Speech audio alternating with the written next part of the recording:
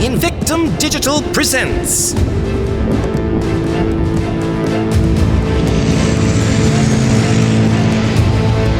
an original adventure story by author Brina Williamson.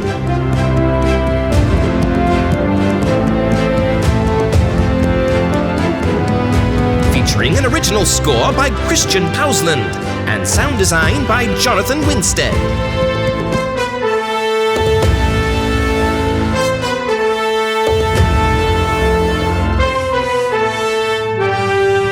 Merona Grant and the Lost Tomb of Golgotha. Episode 1. An expedition to where?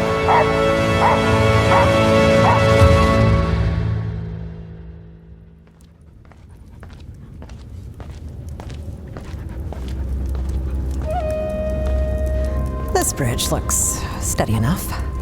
Right, Argos? I know. It looks a tad crumbly to me, too. But I'm sure we can make it across. Oh. Mostly sure.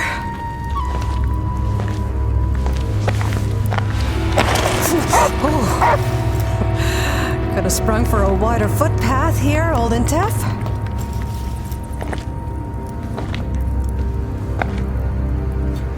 Okay, your turn. Come here, boy.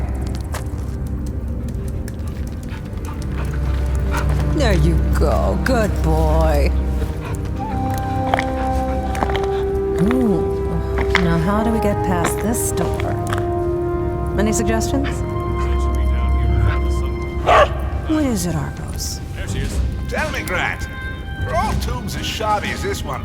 It's not a tomb, O'Keefe. Tombs are where they keep the dead people. This is a treasury, where they keep the good stuff. And no, most treasuries I've seen are much worse than this. What about those two barbed contraptions back there? They looked all jammed up. That's because I jammed them. Huh. What for? To avoid being impaled on them, Bob. Huh. Very resourceful. Well, that's why your boss hired me. Speaking of which, didn't Falconrich send you with me to keep watch outside while I extracted the treasure? Yeah, he did. But me and the lads were wondering what the holdup was. I thought you could use some help. Oh, so you have the keys, do you? What keys? Guess not. From the look of these locks set into the door here, I'm pretty sure they correspond with the keys of Intef. What are those? 3 complexly carved small stones that were found by archaeologists in the Pharaoh Intef's tomb several years before the war broke out. So, where are they now? In a museum in London. Well, I guess that's it then. Giving up so soon? What did you have in mind, lass? Book a flight to London.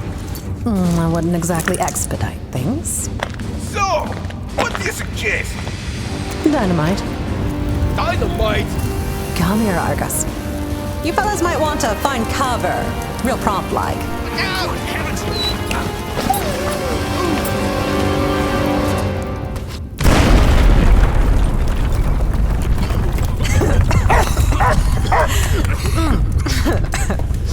Sorry about that. I might have been a bit enthusiastic with the explosives. It's a habit I'm trying to kick. On the contrary, Grant. I rather like the way you operate. Well, it's certainly quicker than flying to London to pinch those keys.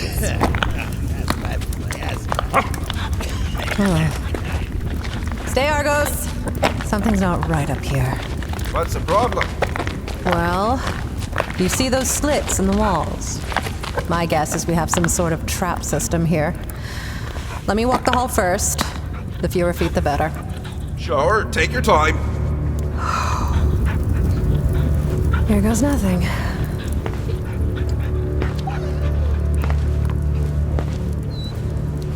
Well, at least there's a slight variation in the height for what I'm guessing are the trigger stones.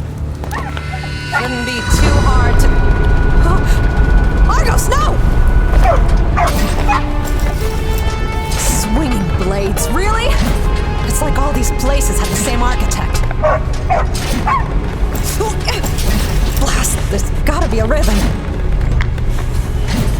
Argos, stay there, boy, I'm coming.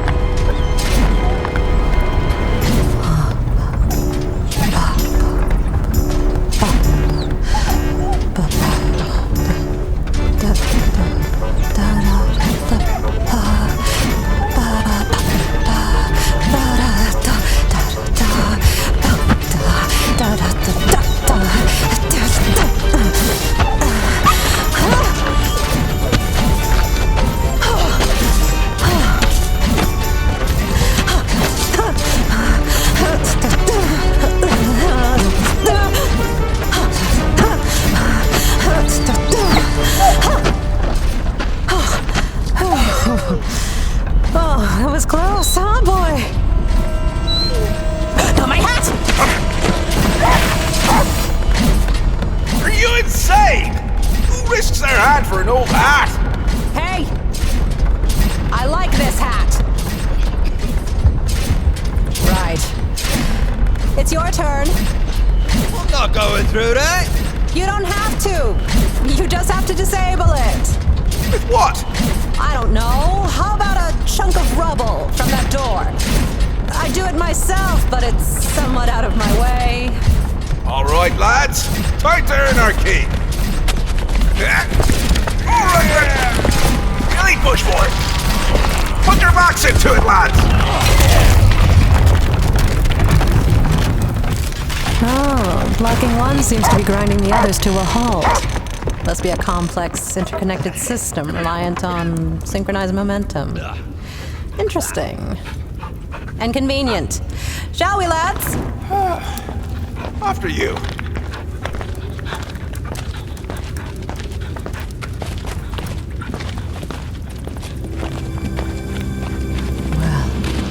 Look what we have here. Gentlemen, I present to you the Jade Cat of Intef. It's small. I don't get it. What's so special about it? Legend is that the pharaoh, Intef, practically worshipped this pet cat of his. So, on its death, he ordered a jade statue detailed with gold to be made in its likeness, and instructed that when he died, the statue be placed watching over his sarcophagus. But when his tomb was found, there was no sign of the statue in the chamber. So scholars brilliantly decided the story must have been a myth. But rumor was that the pharaoh's wife had loathed the animal and her husband's devotion to it so much that she had defied his orders, and upon his death, the statue had instead been hidden inside a deadly trap-ridden vault where no one could find it. You know, a place like this, where we now find ourselves standing before the very cat experts insisted never existed.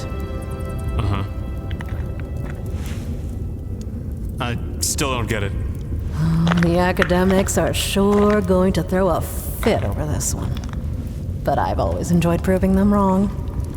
I still don't get it. So what are you waiting for? Just take it. Sure, because after all that, why would there be another trap guarding the treasure itself? Fair point. You fellows will want to stand back for this. My lasso might trigger something. Here goes nothing. Gotcha. The exit! It's closing! Get out! Get out!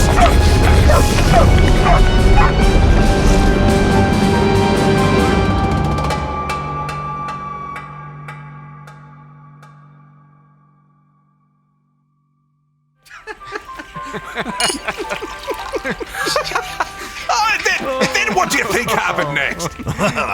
I couldn't say, Mr. O'Keefe. But seeing as you're all here, seated in my sitting room and drinking my wine, I'll assume you made it out. I did at that, but you'll never guess how. Probably not. It jammed! Oh, the blessed door jammed up on the rubble left behind from Grant's explosives. Oh, and so there it was, a proper-sized hole right at the bottom, plenty big enough to make her escape. Couldn't have gone any better. She planned it all out. Trust me, if I had planned it, it would have failed. Which is why I never plan anything, if I can help it. Wise words, sir. And what about Mr. LaRusso? Was he the nuisance we anticipated? You could say that, sir. His men were waiting outside, ready to snatch the artifact from us, just as you thought they would be. Had us outnumbered 3-1 they did, but Grant knew how to handle them. Didn't she, boys? Sure did. Merona Grant, Adventurous extraordinaire. I always hated that title. No one could have lived up to their reputation better. I tell you, sir, you should have been there. It was better than a picture film. I'll take your word for it. I never expected to say this, Grant, but I think I speak for all us men when I say it was an honor to have worked with you.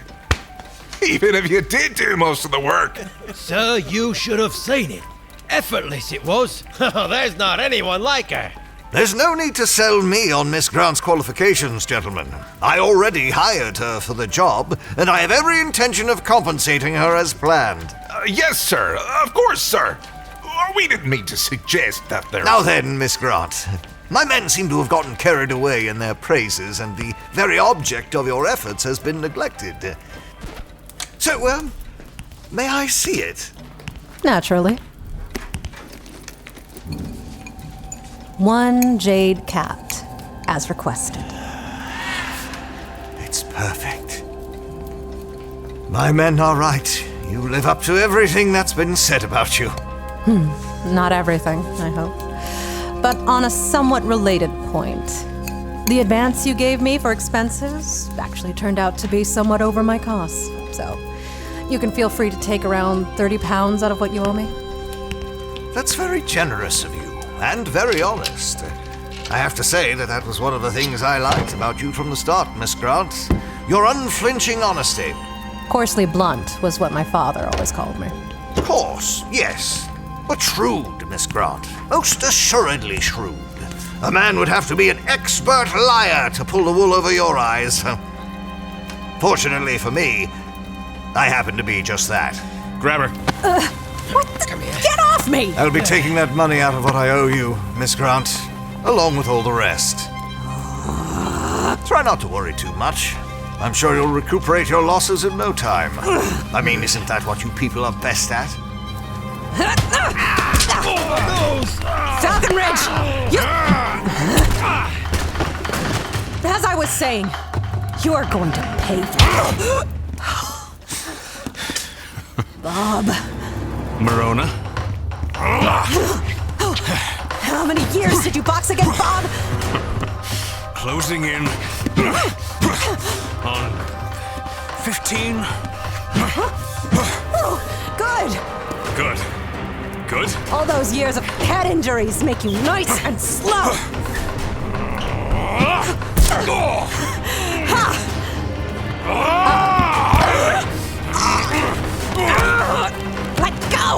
Put me down!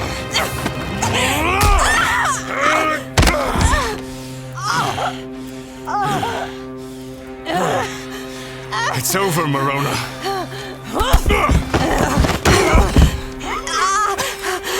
Falcon Ridge!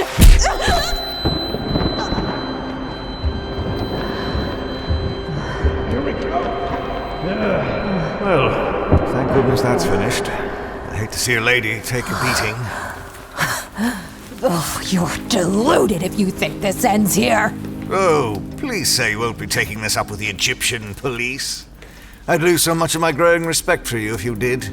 I mean, as far as the world is concerned, this statue doesn't even exist. And since I arranged to have the tomb blown sky high upon your departure from it, you could never prove that you even found it, let alone that I owe you any money for your troubles. Believe me, Miss Grant, it's not that I don't respect you. It's just I favor keeping my money more. A millionaire like you, and you can't be bothered to part with such a small fraction of your millions. How do you think I achieved my wealth in the first place? Nickels and dimes, as you Americans say. It all adds up. Really, you should be thanking me. I've given you an invaluable life experience, one that I hope has made you a little wiser to the cunning nature of men. Honey. Gratitude isn't what comes to mind. Oh well, it was nice doing business with you. O'Keefe, let's not forget to alleviate Miss Grant of that extra cash she mentioned. I wouldn't want her frugality to go unappreciated. Take the money off her. But sir, surely there's no need to do anything. O'Keefe. Good. My men will see you out.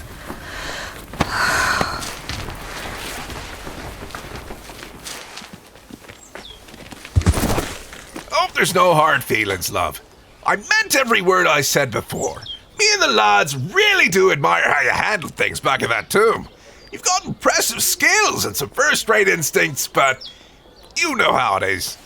He pays us not to take anyone's side but his. Right. That being said, I may have missed a few of them banknotes in your pocket, if you noticed. I noticed.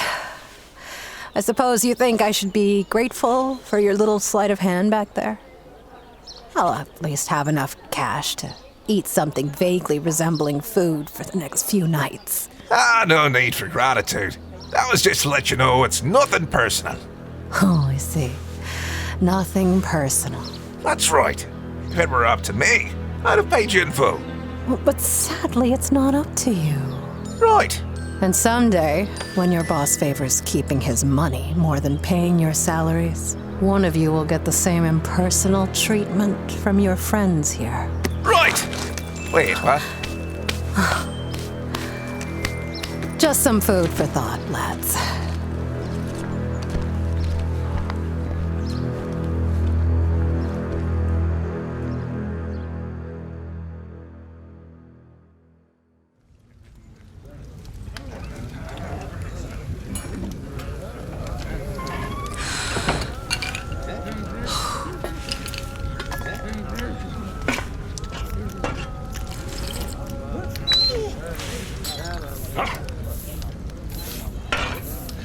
Here you go, boy.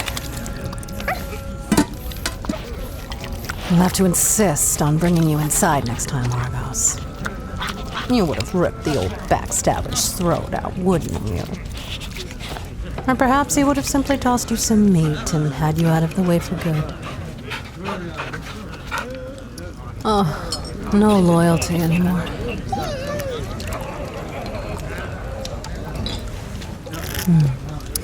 What a classy joint, huh, Argos? Miss Grant? How fortuitous that I should find you here. Fortuitous? Is that what it is? And here I was thinking you intentionally tracked me down because I owe your boss money. You remembered, and poor Mr. Sloane was thinking you'd forgotten all about him. He's not the sort I let myself forget. You're smarter than you look, Miss Grant. And you are just as tedious to talk to as your monocle suggests. Mind coming to the point? The money. Where is it? Not on me. Not good, Miss Grant. Not good. You don't need to tell me, Belle. Don't I? When you borrow money for mysterious and costly excavations, but have no plans for how you'll repay it, well, one begins to wonder if you even think before you act. I would have repaid my debts in full, believe me. There was just an unforeseen hitch, that's all. Oh, really?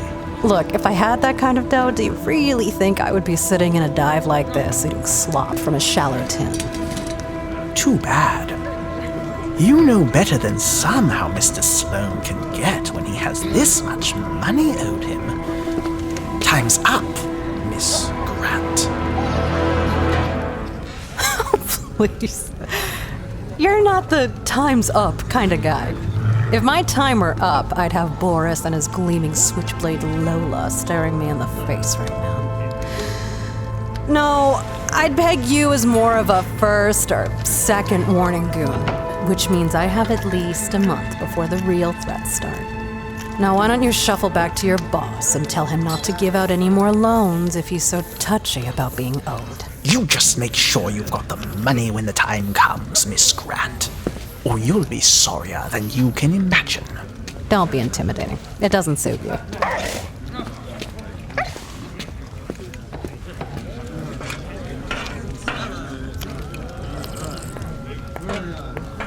Merona Grant. Well, aren't I the popular one? I'll take that as a yes. My name is Carlotta Lennox. I've come here on behalf of my employer, who is very keen on acquiring your services, Miss Grant.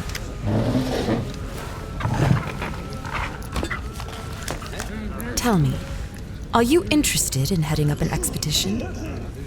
An expedition to where? I can't say. Can't say or won't say? Can't. Besides, where shouldn't be important. Don't mind him. He only looks like he has mange. Let me guess. This is his way of showing affection? No. He just has an itchy face. Look, Miss Grant, if you take the job, you will be filled in on the particulars. What I'm here to ask you is if you're game. Well, that would be my problem, wouldn't it? For the right price, I'm game for just about anything life-threatening.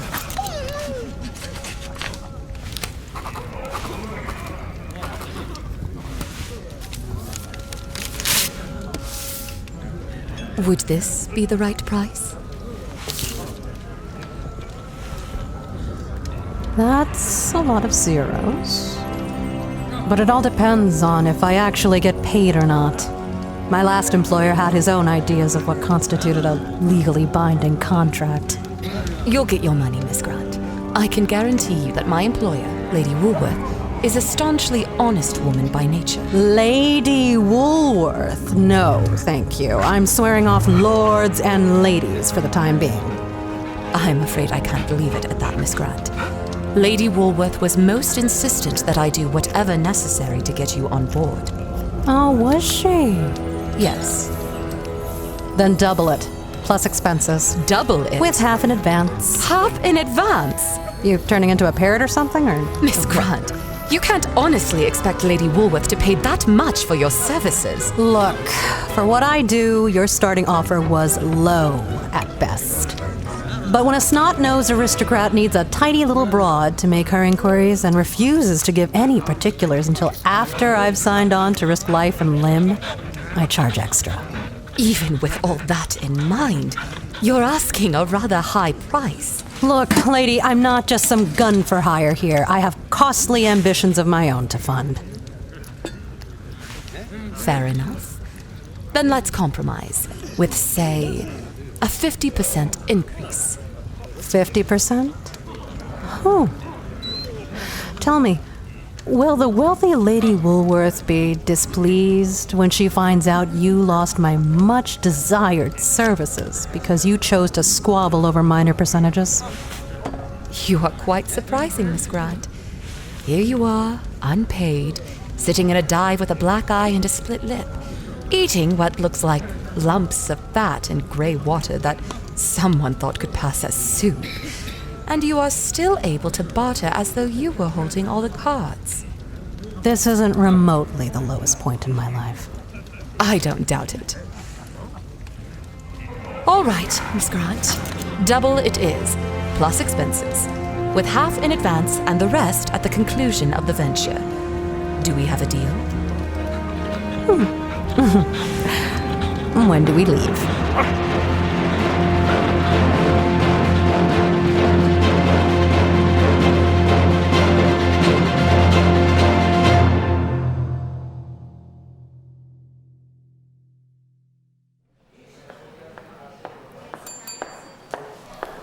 Hello, miss. Do you have any bags? I can call a boy for you. Oh, no. Thank you. I'm supposed to be meeting someone. Very well, ma'am.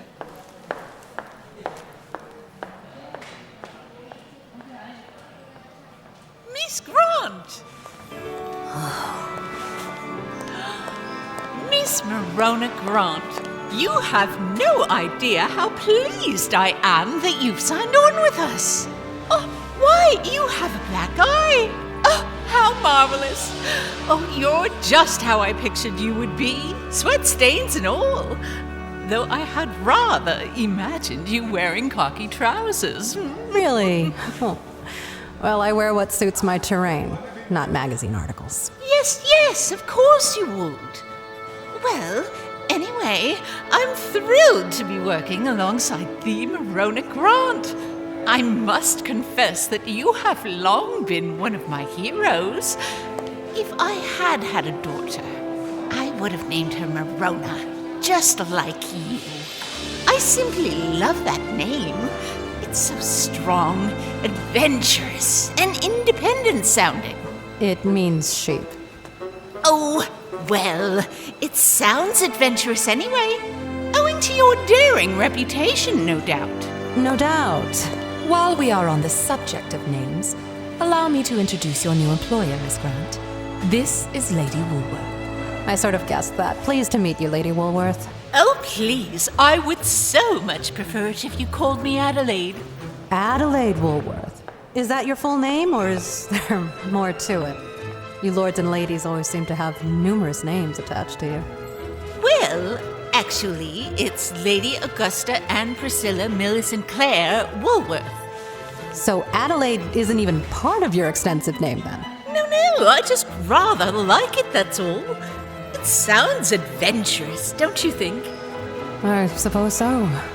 It just makes me think of Adelaide, Australia. I was there for a time after the Great War. Oh, how exciting! I've always wanted to visit the wilds of Australia. Well, Adelaide isn't really what I would call wild. It's South Australia's capital city. City? Huh. I didn't think they had cities in Australia. So, Lady Woolworth, you hired me to lead an expedition. How's about we get down to business and start discussing the particulars of what exactly you had in mind? Oh, yes, you're quite right. Let's sit, shall we? Where exactly is this expedition of yours intended for? Oh, I haven't the foggiest notion.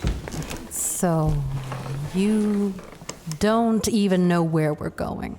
Not in the least. Didn't Carlotta explain?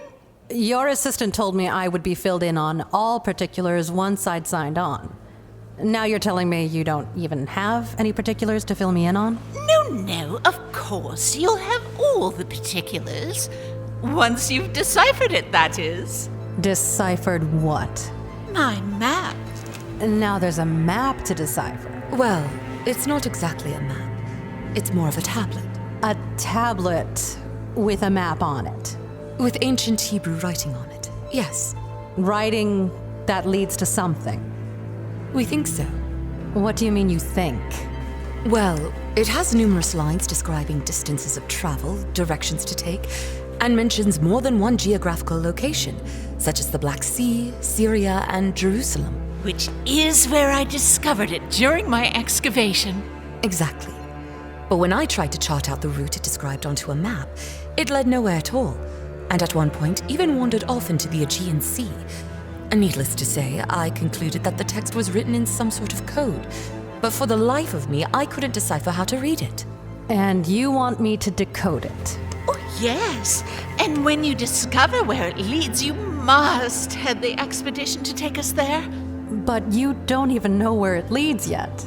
How can you be so sure you'll even want to go there once you do know? Oh, what does that matter? Wherever it takes us will be an adventure. So that's what this is all about. A wealthy lady in search of adventure? Is that a problem? Not as long as I get paid.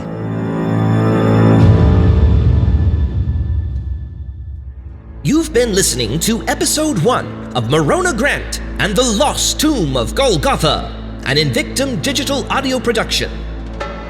For more information about this production, visit us online at invictumdigital.com. That's invictumdigital.com. This audio drama was adapted from the novel of the same name, written by author Brina Williamson, available now at amazon.com. This adaptation was directed by Jonathan Winstead, and the original score was composed by Christian Pausland of Shouting is Funny Productions. Editing, Foley, and mixing by Jonathan Winstead. Graphic art by Brina Williamson. Starring Sandra Espinoza as Merona Grant, with Graham Rowett as Lord Falconridge, Sarah Ruth Thomas as Carlotta Lennox, and Susan Robb as Lady Woolworth. O'Keefe was played by John Doyle, and the bar henchman by Caleb Bressler. Also featuring Daniel Cross as Bob, Jonathan Cook as the Thugs, and Erica Gustafson as the hotel hostess. Produced by Jonathan Winstead.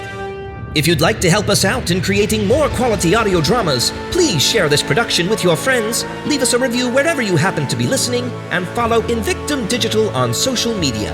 On behalf of us all, thanks for listening.